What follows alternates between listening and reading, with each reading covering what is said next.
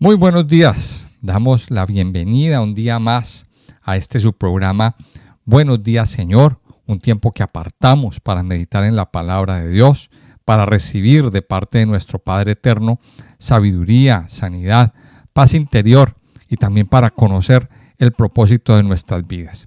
Mi nombre es Carlos Muñoz y hoy quiero dar un saludo muy especial a todos los nuevos suscriptores del canal y también animar a todos los oyentes, amigos, familiares, discípulos, consiervos, hermanos en Cristo, a que escuchen atentamente este audio hasta el final, a que lo compartan con otras personas, a que le den me gusta y también a que se suscriban a nuestro canal si no lo han hecho. También pueden dejarnos sus comentarios, preguntas o sugerencias. Desde la Iglesia Iré, esperamos que estos estudios sean de mucha bendición para sus vidas. Vamos a continuar entonces en el capítulo 6 del libro de Zacarías. En el programa anterior, pues vimos la primera parte, que fue la visión de los 4 carros, de estos 4 carros que han de salir por la tierra, los caballos rojos, los caballos negros, los blancos y los caballos manchados, que era la visión que tenían que salir por toda la tierra a cumplir una misión muy especial encomendada por Dios. Y la última visión que trae el profeta, que es la segunda parte de este capítulo 6, pues trata de la coronación simbólica del sumo sacerdote Josué. Y en esta coronación pues nos va a dejar ver el Señor una profecía, una de las profecías mesiánicas más espectaculares y hermosas que hay en toda la palabra. Recordemos que en cuanto a profecías mesiánicas, pues la Biblia nos deja como una especie de rompecabezas o puzzle, que encontramos una pieza aquí, otra pieza allá y otra pieza allá, y si las vamos uniendo, si las vamos juntando, se nos va concibiendo la imagen que Dios quiere que tengamos en mente. Entonces, a lo largo de todo el estudio que hemos hecho de los profetas mayores y profetas menores, hemos ido encontrando piezas de ese rompecabezas, de cómo Dios anuncia al Mesías, de cómo Dios anuncia no solamente el Mesías para su primera venida, sino el Mesías para el reino eterno, para el reino milenial. Y eso es de lo que nos habla esta segunda parte de Zacarías capítulo 6. Aquí nos está dando una profecía muy bonita de la coronación del Mesías, de Yeshua como el Mesías en los tiempos del milenio. Así que préstele mucha atención a lo que vamos a estudiar hoy. Dice el versículo 9: vino a mí palabra de Jehová diciendo, toma de los del cautiverio a Eldai, a Tobías y a Jedaías, los cuales volvieron de Babilonia, e irás tú en aquel día y entrarás en casa de Josías, hijo de Sofonías. Tomarás pues plata y oro, y harás coronas, y las pondrás en la cabeza del sumo sacerdote Josué, hijo de Josadac. Y le hablarás diciendo, así ha hablado Jehová de los ejércitos, diciendo, he aquí el varón cuyo nombre es el renuevo, el cual brotará de sus raíces y edificará el templo de Jehová.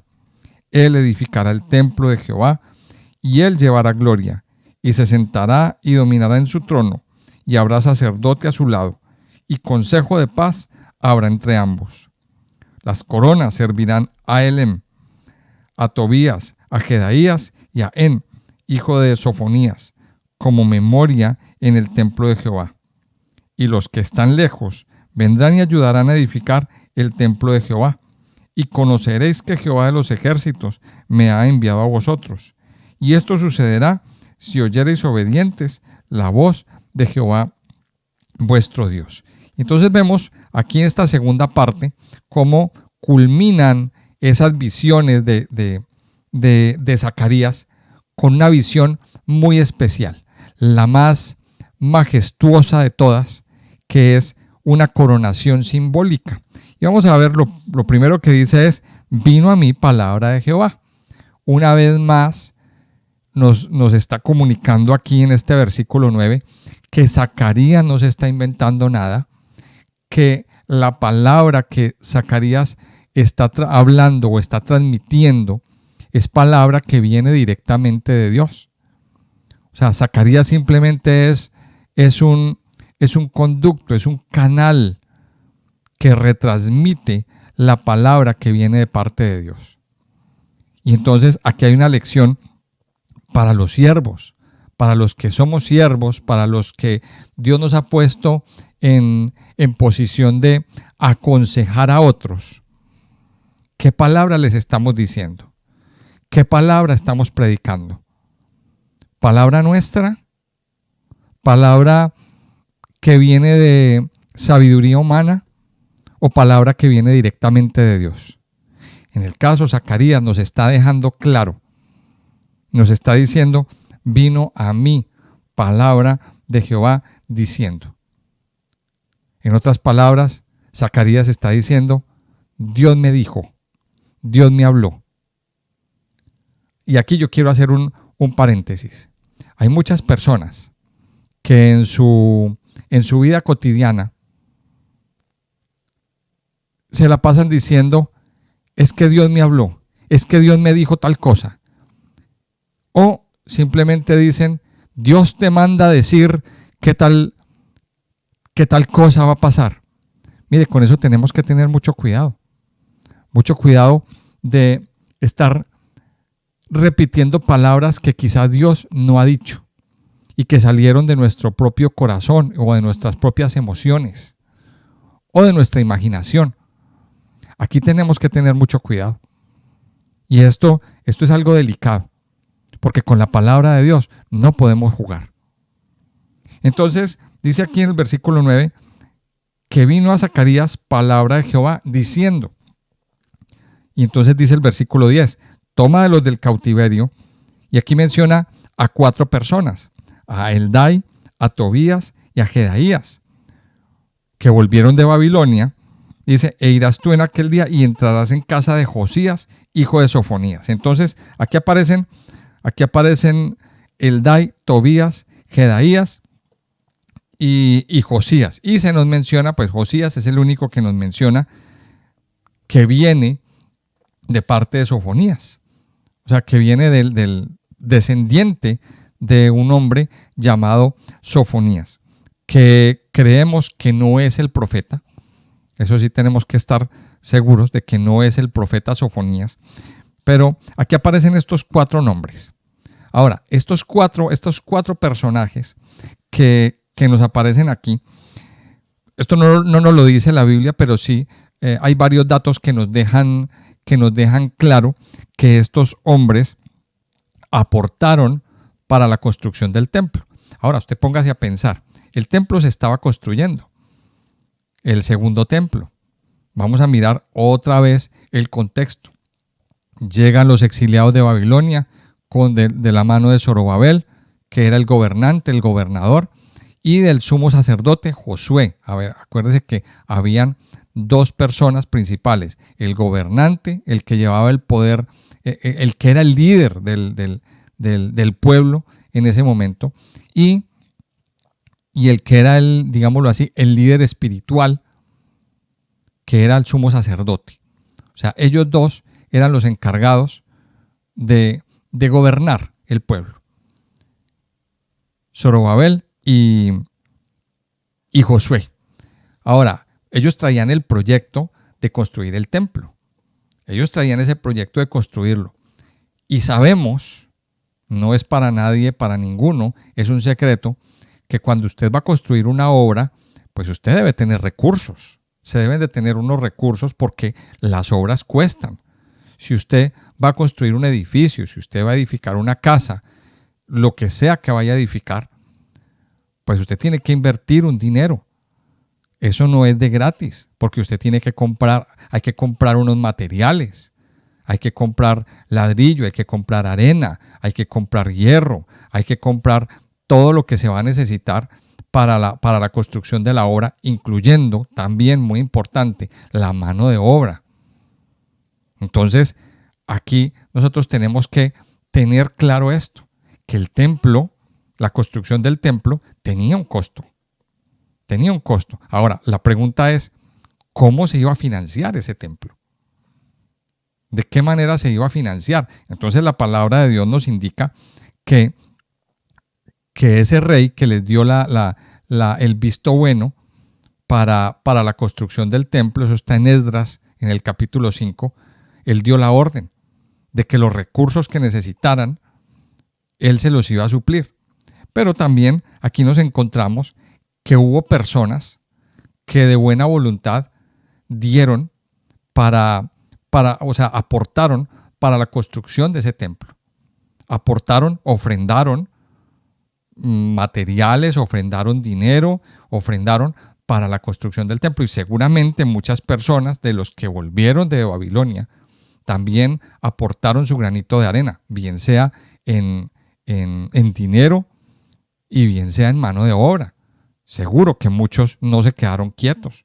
Seguro que muchos que anhelaban tener un templo también aportaron su tiempo, aportaron su mano de obra y fueron a trabajar. Yo no creo sinceramente que se hubieran quedado quietos en las casas. Ahora, también Ageo nos cuenta una realidad y nos cuenta la realidad de que muchos se relajaron y se pusieron a construir casas bonitas y se ocuparon de sus propias cosas y luego Dios tuvo que llamarles la atención para que fueran a trabajar en el templo. Entonces, aquí nos encontramos que estos hombres, Eldai, Tobías, Jedaías y Josías, pues fueron aportantes y fueron pues, como de los principales aportantes para la construcción de la obra. Entonces dice el versículo 11, préstele atención, tomarás pues plata y oro y harás coronas y las pondrás en la cabeza del sumo sacerdote Josué, hijo de Josadac. O sea, tomaron plata y oro. ¿De parte de quién? De parte de estas personas. O sea, estos vinieron, aportaron, pero con parte de esa plata y de ese oro, entonces se hicieron coronas. Aquí lo pone en plural. Dice, y las pondrás en la cabeza del sumo sacerdote Josué, hijo de Josadac. O sea, esto era una especie de coronación simbólica. Pero aquí vamos a ver varias cosas. Lo primero es que nos aparecen dos metales preciosos, la plata y el oro. Y estos metales tienen un significado bíblico muy especial. La plata significa redención. La plata nos habla de la redención. Y el oro es símbolo de perfección a través del refinamiento. El oro es símbolo de realeza. Recuerde que una de las cosas que al Señor Jesús le regalaron cuando bebé, que los hombres del oriente, estos sabios del oriente, vinieron, ¿qué le trajeron? Le trajeron incienso, le trajeron mirra y le trajeron oro. Mire que le trajeron tres cosas muy valiosas. Ahora usted dirá, pero vamos a ver, ¿hay algo igual que el oro? Pues digámoslo así, cosas que se asemejan y que tenían mucho valor. Las especias en ese momento, y bueno, durante mucha parte de la historia, las especias han sido de muchísimo valor en el comercio. Y hubo un tiempo, hubo una ruta llamada la ruta de la seda, que cubría pues todo Asia, todo Arabia, y ellos a través de la ruta de la seda comerciaban con especias. Imagínense cómo serían de valiosas. Y entonces en ese momento ellos llevan incienso, llevan mirra. O sea, el incienso y la mirra son dos especias muy valiosas y tienen su significado. Pero también llevaron oro. Y el oro nos está hablando de realeza. El oro nos está hablando de reinado. El oro nos está hablando de perfección a través del refinamiento. Eso es el oro. Entonces, dice que estos hombres, dice aquí que se tomó plata y oro para hacer coronas. Y esas coronas debían ir en la cabeza del sumo sacerdote Josué, hijo de Josadac. Ahora, la pregunta es, ¿por qué no encima de Zorobabel? Si Zorobabel era el gobernante, si Zorobabel era el heredero, digámoslo así, del rey David, o es el heredero del rey David, ¿por qué no encima de Zorobabel y sí encima del sumo sacerdote? Porque el sumo sacerdote tiene un papel y es un símbolo del Mesías como sacerdote. Ahora, esta coronación es bastante simbólica porque mire, lo que hacen es que habían varias coronas, no era una sola. No era una sola, o sea, era más de una. No podemos decir si eran 2 o si eran 3 o 4. Bueno, vamos a asumir que eran 2 coronas que se hicieron y se ponen sobre el sumo sacerdote, Josué, hijo de Josadac. Y entonces aquí nos encontramos que esto tiene que ver proféticamente con la expiación. Proféticamente esto tiene que ver con la expiación. Y esto es muy importante entenderlo. Porque ese sumo sacerdote que sería coronado tenía que pasar por un proceso de redención, por un proceso de refinamiento. Y eso fue lo que sucedió con el Señor Jesucristo. El Señor Jesucristo dice que se humilló hasta lo sumo, hasta la muerte y muerte de cruz. O sea, él tuvo que pasar por ese sufrimiento de la muerte, por el sufrimiento de la cruz, para poder ser recibido arriba como el Señor de señores y Rey de reyes. Ahora, en el milenio, Él será coronado como ese Rey de reyes, como ese Rey eterno. Entonces usted se pregunta, aquí nos podemos preguntar, bueno, y luego ya no fue coronado. No, la Biblia nos dice que Él llegará a un momento en que sus pies se posarán en el monte de los olivos, de alguna manera, y allí será una especie de ceremonia de coronación de ese Rey supremo, de ese Rey eterno que dominará durante el resto de la eternidad. Mire que esto qué bonito. Y dice que las pondrá sobre la cabeza del sumo sacerdote Josué. Y dice el verso 12, póngale atención. Y le hablarás diciendo, así ha dicho Jehová de los ejércitos, diciendo, he aquí el varón cuyo nombre es el renuevo, el cual brotará de sus raíces y edificará el templo de Jehová. Mire qué impactante esta profecía. Por eso le decía yo que esté muy atento, o que estemos muy atentos a lo que el Señor nos está diciendo. Y le hablarás diciendo, así ha hablado Jehová de los ejércitos. He aquí el varón cuyo nombre es el renuevo. Y aquí aparece otra vez esta palabra. El varón cuyo nombre es el renuevo, y esa palabra aparece en mayúscula. O sea que estamos hablando de un nombre. Este fin de semana estuvimos hablando de eso. El viernes, ahí usted puede encontrar el audio en nuestro canal. Estuvimos hablando de esto. Y uno de los nombres del Mesías en el Antiguo Testamento es el renuevo. ¿Y qué significa renuevo? Vamos a adentrarnos un poquito en esta parte. Algo que se renueva. ¿Qué se renueva? Se renueva lo que se ha dañado. Se renueva lo que se ha averiado. Y otra vez vamos a un ejemplo. Cuando usted se le daña un electrodoméstico, cuando se le avería un electrodoméstico en la casa, pues aquí tiene usted dos opciones.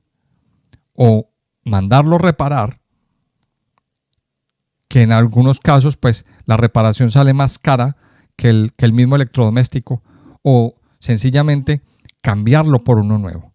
Desechar esa nevera que se dañó, o esa estufa, o el horno, o el lavavajillas, como usted lo que sea, y cambiarlo por uno nuevo.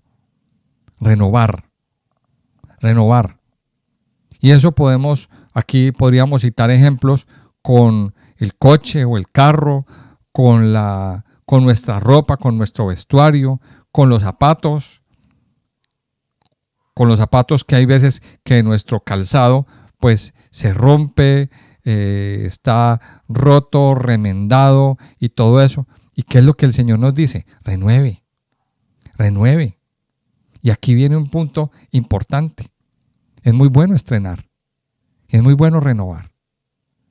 Mire, conozco una persona muy cercana a nosotros. Ya es una señora mayor, con mucho dinero también, mucho dinero. Y cuando algo se le dañaba en la casa, ella todavía está viva, tiene ya más de 100 años, y cuando algo se le dañaba en la casa, pues la palabra de ella es: ¿quién me arregla esto? O sea, mire su mentalidad. La palabra que ella utilizaba era: ¿quién me lo arregla? Y entonces ahí es donde pensamos, hay personas que piensan en arreglar, pero tenemos que empezar a pensar ¿en qué? En renovar, en cambiar lo viejo. Ahora, pensemos en esto ya llevándolo al tema, al punto espiritual y a la aplicación. Hay cosas que en nuestro corazón se han dañado. Hay cosas que en nuestro corazón se han roto. Y se necesita que nuestro corazón sea renovado. El que renueva nuestro corazón es el Señor. Él es el renuevo. Él es el que puede renovar el corazón dañado, enfermo. Él es el que puede renovar un matrimonio que está marchitado, que está a punto de morir. Él es el que puede renovar la relación entre padres e hijos. Él es el que puede renovar nuestra comunión con Él mismo. Él es el que puede renovar nuestro pensamiento. Él es el renuevo. Y aquí se está coronando al renuevo. Dice: he aquí el varón cuyo nombre es el renuevo, el cual brotará de sus raíces y edificará el templo de Jehová. Y una de las cosas que se nos profetiza aquí es que va a ser el Mesías el que va a edificar el templo. Hoy en día, cada vez con más fuerza, suena dentro del ámbito judío y los que estamos atentos a lo que sucede en Israel, la construcción del tercer templo. Y de hecho, ya en Israel tienen todo preparado para la construcción del tercer templo. Entonces aquí usted se preguntará, ¿pero por qué? ¿Pero por qué no lo han empezado a construir? Porque hay un pequeño detalle. ¿Por qué el templo no se ha empezado a construir? Porque el templo tiene que ser construido en la explanada del templo donde debería estar el templo. Y donde debería estar el templo, pues es una zona musulmana. Es una zona donde hay unas mezquitas. Esa mezquita que ustedes ven en las fotos, que aparece con una cúpula dorada, eso es una zona islámica, eso es una zona musulmana. Eso es una zona que es territorio palestino. Entonces, derribar todo eso y empezar a construir un templo, pues eso crea un problema terrible. Pero en algún momento esa zona va a estar libre, va a estar derribada, va a estar disponible para que el pueblo de Israel, para que el Estado de Israel empiece a construir el tercer templo. Y cuando eso se dé, abra los ojos, amado oyente. Por eso tenemos que estar muy atentos a lo que sucede en Israel, porque es el reloj profético de Dios. Y entonces aquí nos dice que el Mesías edificará, dice que brotará de sus raíces, edificará el templo de Jehová. Y luego dice en el versículo 13, Él edificará el templo de Jehová, y Él llevará gloria, y se sentará y dominará en su trono, y habrá sacerdote a su lado, y consejo de paz habrá entre ambos. Dice, Él edificará el templo. O sea, 2 veces nos lo está diciendo aquí en este pasaje. Ahora vamos a pensar.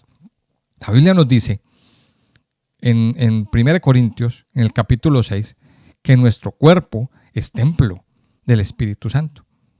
Y es verdad, el templo también de una manera metafórica y de acuerdo a lo que nos dice el Nuevo Testamento, somos nosotros. O sea que usted y yo somos templo de Dios. ¿Quién edifica el templo? El templo lo edifica el Señor. Este templo que somos usted y yo, tenemos que permitirle al Rey de Reyes que lo edifique, que lo levante, que lo fortalezca. Aquí vemos algo bien especial. Y dice que Él edificará el templo y Él llevará gloria y se sentará y dominará en su trono. Y entonces aquí vamos a ver que esto es profético de muchas maneras. Primero aquí nos va a decir que Él edificará el templo y se sentará en el trono y va a ser el rey. ¿Qué significa que se siente en el trono?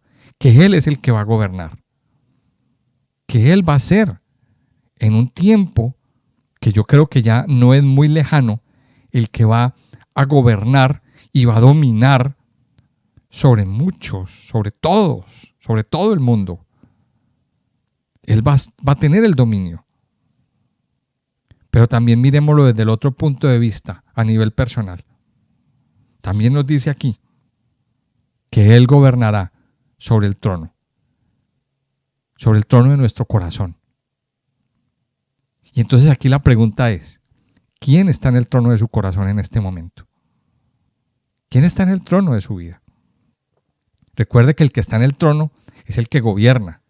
El que está en el trono es el que tiene señorío. El que está en el trono es el dueño. El que está en el trono es el que manda.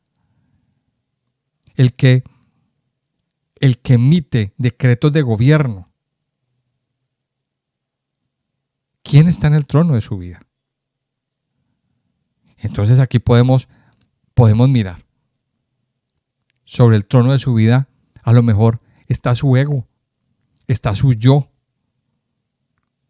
Y entonces hacemos lo que nosotros queramos. Aquí hacemos lo que a nosotros nos parece y nos autogobernamos.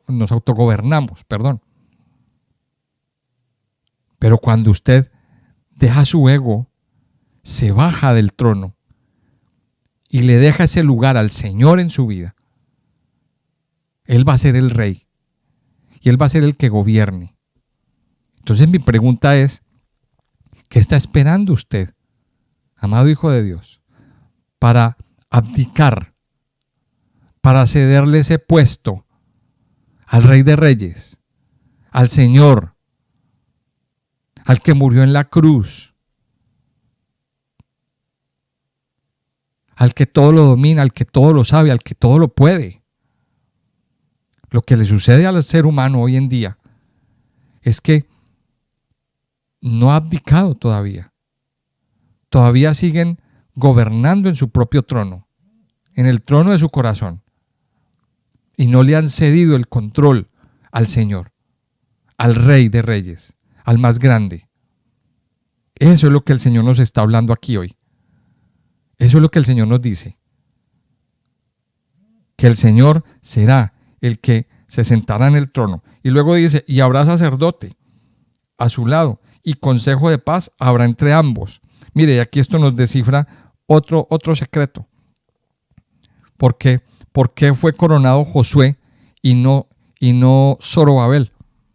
Porque en Josué está la unión de dos coronas, la de sacerdote y la de rey. Sacerdote y rey. Y eso es el Señor, eso es el Mesías. Coronado como sacerdote, pero coronado como rey eterno, como el sumo sacerdote, que es el que nos habla en Hebreos capítulo 10. El sumo sacerdote que entró al lugar santísimo e hizo un sacrificio una vez y para siempre. Y luego dice, las coronas servirán a Elem, a Tobías, a Jedaías y a En, hijo de Sofonías, como memoria en el templo de Jehová. Si miramos bien, aquí hay un cambio. Si miramos en el versículo 10, aparecieron 4 nombres: Eldai, Tobías, Jedaías y Josías, ¿verdad? Pero aquí en el versículo 14 aparecen Elem, Tobías, Jedaías y En. Entonces usted puede decir, pero ¿cómo así? ¿Qué pasó aquí? ¿No son los mismos Aquí hay dos personas que no estaban dentro del grupo. Resulta que hay un cambio de nombres. A Eldai se le cambió el nombre a Elén. Y Elén significa vigor. Y a Josías se le cambia el nombre a En, que significa gracia. Mire esto, qué especial lo que aprendemos aquí. Ahora, ¿qué aprendemos de todo esto? Aquí se mencionan a 4 personajes que aportaron para la obra de Dios, que dieron de sus recursos para la construcción del templo. Y esto nos deja también un mensaje. Nos deja un mensaje bien especial. Cuando usted y yo invertimos de nuestros recursos para la edificación de la obra de Dios, el Señor trae bendición. Esa ofrenda que usted dé es una ofrenda muy valiosa en el reino de los cielos. Es una ofrenda que el Señor tiene en cuenta y usted está sembrando para la eternidad. Por eso, mire, no razone cuando usted tenga que dar su ofrenda en la iglesia. Hay muchas personas que entran a lo mejor en conflicto con este punto, con este tema. ¿Y por qué tengo yo que dar en la iglesia de mi dinero? No razone. Primero, es un mandato de Dios. Segundo, cuando usted da como propuso en su corazón, como dice Pablo, cuando usted da como propuso en su corazón, entonces el Señor va a derramar abundancia. Y eso es algo que vamos a estudiar en el libro de Malaquías, en el último de los profetas menores, que nos va a explicar un poquito acerca de eso. Lo que sucede en la vida de una persona cuando ofrenda. Y vamos a llamarlo de otra manera, cuando invierte en el reino de los cielos. ¿Y por qué traigo la palabra inversión o invertir? Y vamos a mirarlo desde el punto de vista económico. La diferencia entre una inversión y un gasto. Un gasto es un dinero que usted saca para comprar algo que luego usted no va a tener ningún beneficio. Entonces, un gasto es que usted vaya y se compre una televisión de pantalla plana. Sí, le costó un dinero, pero igual eso no le representa nada. Un gasto es que usted vaya y se compre unos zapatos, que usted vaya y se compre un abrigo, que lo necesita, sí, claro, pero igual no le representa nada.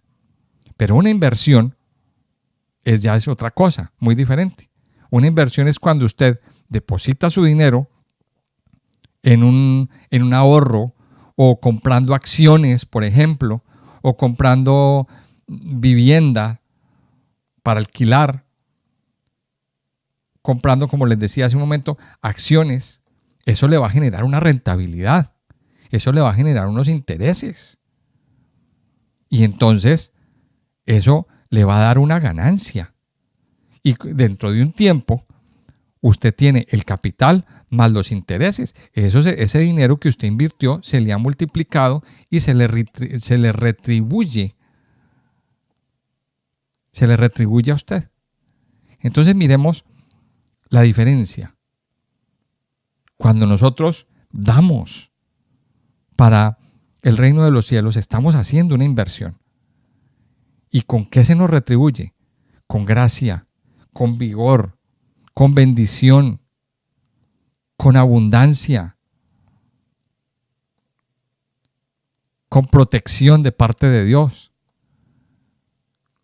Miremos que las ofrendas que usted y yo hemos dado no son en vano. Dios nos retribuye, Dios derrama, nos da esos intereses espirituales para hacernos abundar y para levantarnos. Entonces, aquí encontramos, y dice el versículo 15, dice en el versículo 14, dice, como memoria en el templo de Jehová. O sea, que no se olvide las ofrendas que estas personas dieron de su corazón. Y luego dice, y los que están lejos vendrán y ayudarán a edificar el templo de Jehová, y conoceréis que Jehová de los ejércitos me ha enviado a vosotros. Y esto sucederá si oyereis obedientes la voz de Jehová vuestro Dios. Qué bonito como termina este pasaje. Dice que los que están lejos vendrán y ayudarán a edificar el templo. Y es una promesa que el Señor nos da. Los que están lejos, vamos a mirarlo desde varios puntos de vista. Los que están lejos a nivel espiritual, pero también los que están lejos de ¿dónde? Los que están exiliados. Aquí Dios está prometiendo que iba a traer mano de obra, que iban a venir más personas a ayudar con la construcción del templo. Que no era cualquier cosa la construcción del templo, que era una construcción, era una mega construcción, lo que estaban haciendo. Era una mega construcción lo que estaban haciendo. Entonces, aquí vemos cómo Dios promete esa edificación. Ahora, hablando del templo, también podemos tomar este punto del templo como la obra de Dios, como la iglesia. Y el Señor nos promete y nos está dando esta promesa, que el Señor traerá personas que nos ayudarán. Y personalmente esa es mi oración como pastor de esta congregación, como pastor de esta iglesia, que añada a la iglesia aquellos que han de ser salvos y aquellos que nos van a ayudar a construir todo este templo. Entonces, yo quiero invitarle que usted sea una de esas personas que ayude a la construcción del templo, que aporte su ofrenda, su tiempo, su mano de obra. Si usted está asistiendo a una iglesia, mire, se necesita del aporte, se necesita de la ayuda. Hay muchas personas que son renuentes a este tema. Hay muchas personas que cuando el pastor o el líder o el predicador empieza a tocar estos temas, salen huyendo. No huya, porque es un mandato de Dios. Es un mandato de Dios. Y la mejor de las inversiones que usted puede hacer es invertir en la casa del Señor.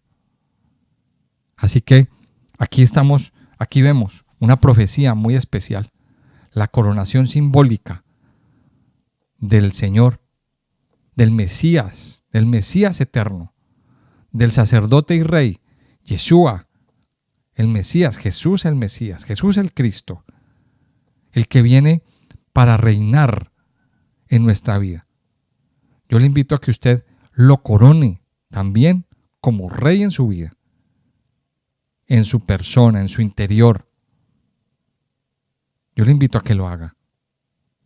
Padre Santo, te damos gracias en este día. Gracias por darnos, Señor, esta preciosa oportunidad de poder venir delante de ti, de poder escuchar, Señor, estas profecías que llenan nuestras vidas, que llenan nuestros corazones, que sacian todo nuestro ser. Amado Padre, hoy nuestra vida se postra delante de ti, se postra delante de tu presencia. Padre, dándote gracias por traer estas palabras a nuestras vidas, Señor, por traer estas palabras a nuestros corazones. Padre, yo te pido que cada día abras más y más nuestros oídos para escuchar las cosas que vienen.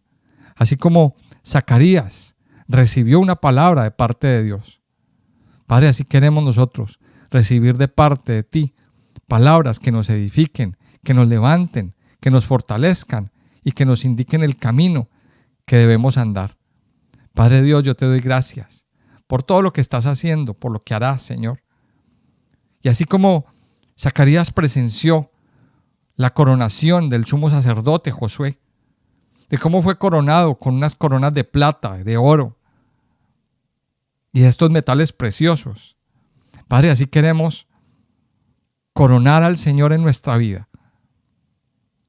Queremos, Señor, en este momento, abdicar del trono de nuestro corazón.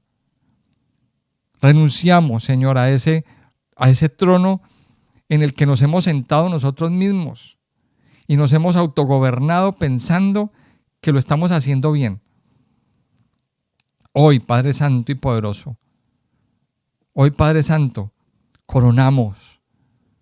Y dígale, en este sentido de respeto y de adoración, dígale al Señor: Señor, yo hoy te corono como el sacerdote y rey de mi vida. Yo hoy te corono, Señor, como el gobernante, como el Señor, como el dueño de mi corazón, como el que está sentado en el trono de mi corazón, Señor.